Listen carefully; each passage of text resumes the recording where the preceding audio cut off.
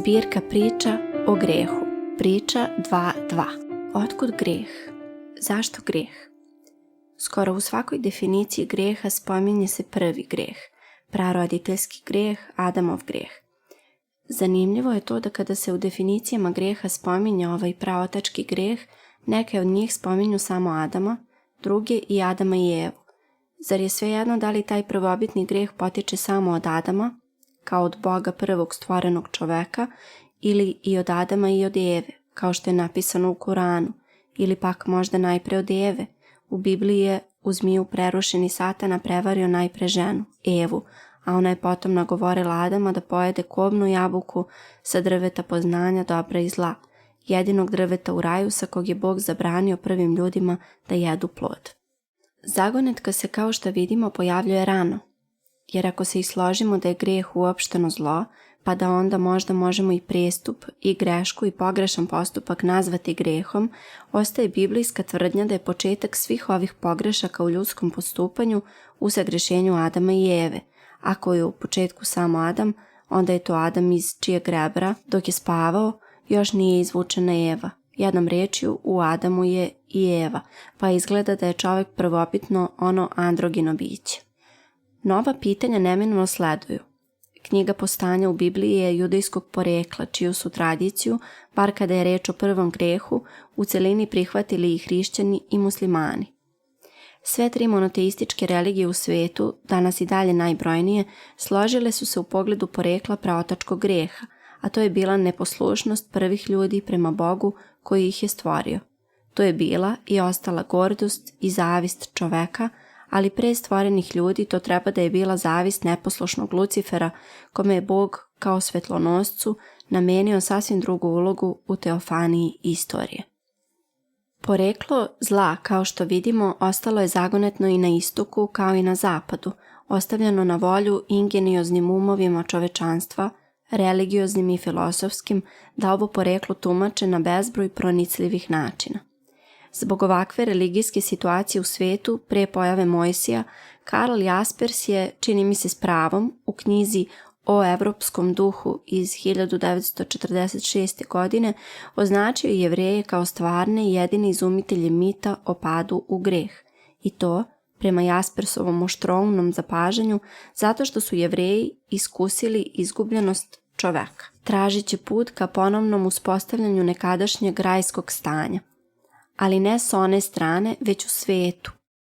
U ovoj biblijskoj misli koreni se osnovna snaga zapadne istorije.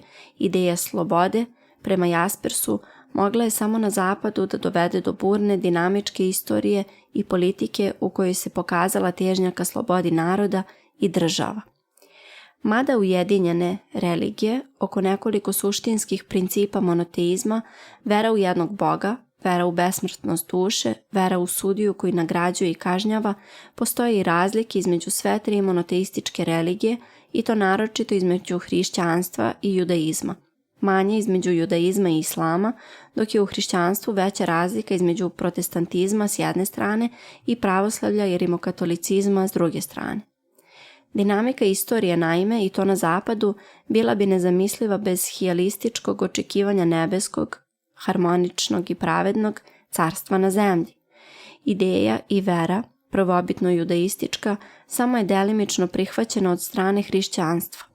1000 godina Hristovog carstva na zemlji, pre definitivnog smaka sveta u Jovanovom otkrivenju. U samoj osnovi hrišćanskog verovanja očekuje se eshatološki kraj čovečanstva i njegove istorije tek prilikom drugog dolaska Isusa Hrista i njegovog konačnog suda. Tako je hrišćanska ili tačnije judeo-hrišćanska istorija na zapadu stalno bila krstonosno raspeta između očekivanja, stalnog očekivanja, nekog pravednijeg i srećnijeg života ljudi na zemlji. Otud revolucije, osobito marksistička revolucija, predvođena većim delom od strane hijalistički raspoloženih Jevreja i očekivanja jedino pravedne Božje nagrade vernicima posle smrti. Tako je skoro neprekidnom hijalističkom očekivanju pravednog života na zemlji hrišćanstvo suprotstavilo nadanje u pravednost, jedino s one strane, što je simptomatično uslovilo tako bogat tok judeo-hrišćanske istorije na zapadu, uz razvoj ne samo prebogate kulture, religija, filosofija, umetnost, već i nauke koja je doprinela poboljšanju civilizacijskog načina života čoveka i naroda na zapadu, delimično i na istoku. Vratimo se na suštinu greha i na njegove posljedice u životu ljudi i naroda kroz istoriju čovečanstva.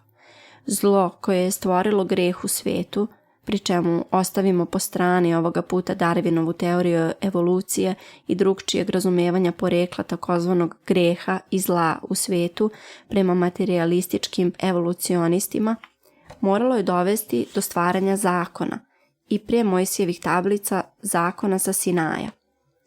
Dovoljno je da se setimo zakona legendarnog Manua u Indiji, istorijskog Hamurabija u Vavilonu i Solona u Grčkoj, da bismo se još jednom uverili da je neka nasluđena ideja o grehu i zlu davno pre judeo-hrišćanstva morala postojati i kod tih starih naroda u istoriji, a zar nije bilo bar nagoveštaja zakona o dozvoljenom i nedozvoljenom ponašanju ljudi u preistoriji kao začetak morala i etike.